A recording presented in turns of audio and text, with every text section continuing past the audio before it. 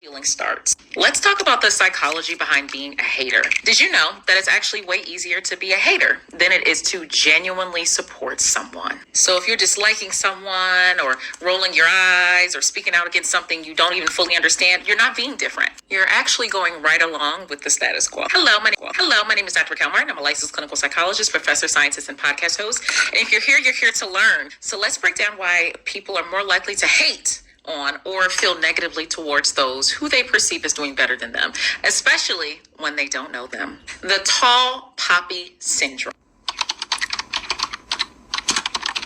So the tall poppy syndrome is when people want to cut others down just for standing out. If they shine too bright or if they achieve something that the other person hasn't, you become a target. Not because you've done anything wrong, but because your success feels like a threat to their comfort zone. I don't know. She's just doing too much.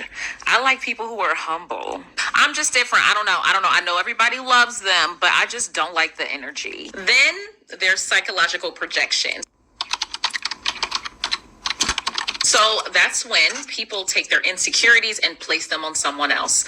You're likely not doing too much. They're just uncomfortable seeing confidence that they don't yet have for themselves. They need to go sit down somewhere before they embarrass themselves. Social comparison theory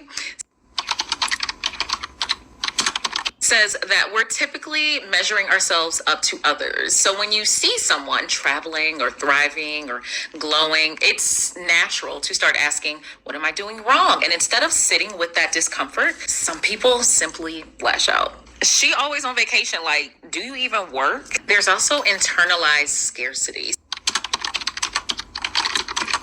So in historically excluded communities, we're often taught that there's only one seat at the table, so someone else's win can feel like your loss. And that is not solely hate, it's also scarcity trauma. If the survival mode says, if they got it, I won't be able to get it. Wow, they got the invite and I didn't? I bet you must know somebody in the application process. There's also this concept called schadenfreude. And let's be honest, it has to do with some people who enjoy the downfall of others. It's taking pleasure in someone else's pain, especially if they were seen as too successful or too confident. It's a quick hit of superiority. It's also rooted in shame. Or just being a butt. You heard what happened with them? See, I knew it was going to fall apart eventually. So here's what you can do. I'm glad I'm not like that. They should probably get help.